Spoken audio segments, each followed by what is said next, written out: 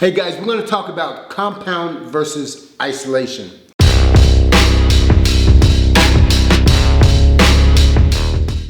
And which one is more important, because, some people think that I don't have to isolate the muscle because I'm doing the compound movements. And some people think I don't have to do compound muscles because I'm isolating the muscles. I'm going to tell you my take on that, and I'm going to give you an example, and I'm going to tell you why. For me, the compound exercises are very important to build size and thickness, because with the compound muscles, the compound exercises, you're using 3 joints. So that would be, your squats, you're using the ankle, you're using the knee, and you're using the hip. That's a compound movement. You can't lift that heavy with any other exercises that are isolated. You can't lift on the glutes as heavy as you can with the squat. You can't lift on the quads as heavy as you can with the squat. The same way with the hamstring. You absolutely cannot lift that heavy. And the heavier that exercise is, the more you're forcing that muscle to respond. Now, if I isolate my hamstring, I may be on the leg curl machine and I do it correctly. I may be able to isolate and possibly use 200 pounds. But if I squat, I can use over 600 pounds.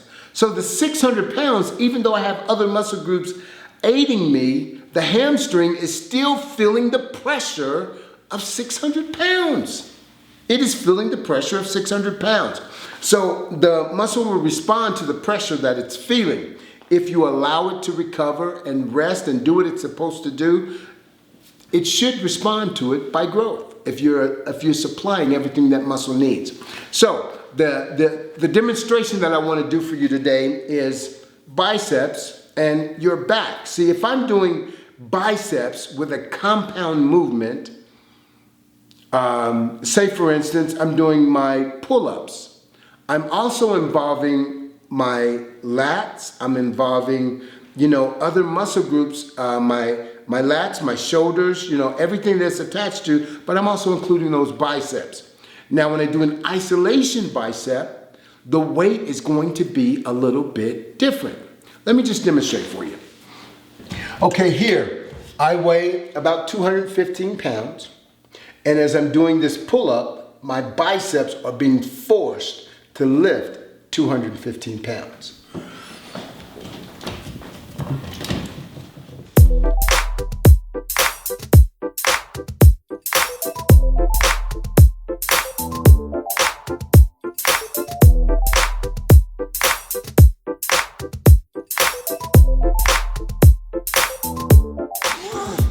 Okay, so my biceps are forced to lift 215 pounds. Now we're going to go over here to the bicep curl. And I have about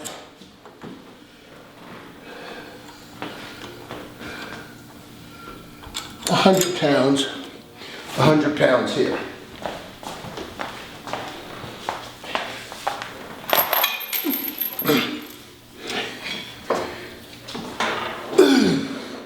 This 100 pounds feels extremely heavy. So, watch this.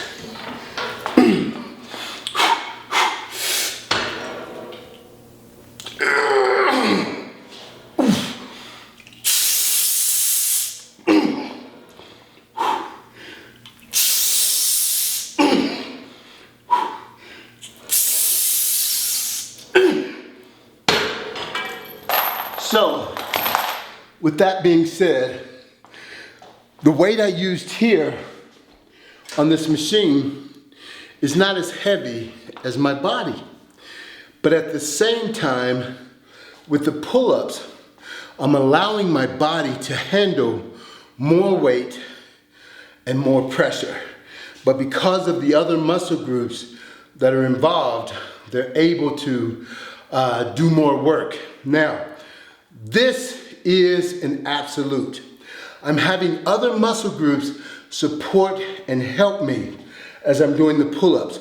But no matter what, It's the bicep that's contracting as I'm pulling. No matter what, the bicep is handling the weight that I'm pulling with my body. So, with that being said, both exercises are necessary. The compound movement is going to help me build the bicep. It's going to help me build my back as well. The isolation is going to help me shape, carve, and tone that muscle. I want to use a weight that I can at least do 10 to 12 reps. Never go below 8, because then you're just concentrating not necessarily on the form. When you use a piece of equipment like this, oftentimes, depending on that piece of equipment, it may say 100 pounds, it may say the number 10, it may be a lot heavier than what that number actually says. Maybe a lot heavier, but this weight that I just lifted is nowhere close to 215 pounds. But it was an isolation movement. I'm gonna do it one more time. Lighten the weight just a little bit. Put the number on 8. And again, this is an isolation.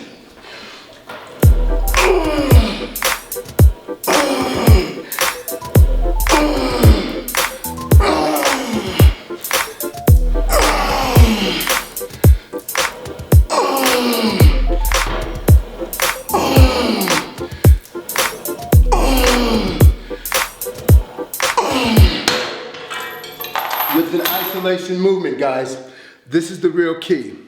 I'm not focusing on my back. When I'm doing pull-ups, I'm focusing on the lats and that arc movement. When I'm doing the biceps, all of the concentration is right there in the muscle. I'm isolating and I'm concerned with the shape, the size, and the contraction of that bicep. Nothing else.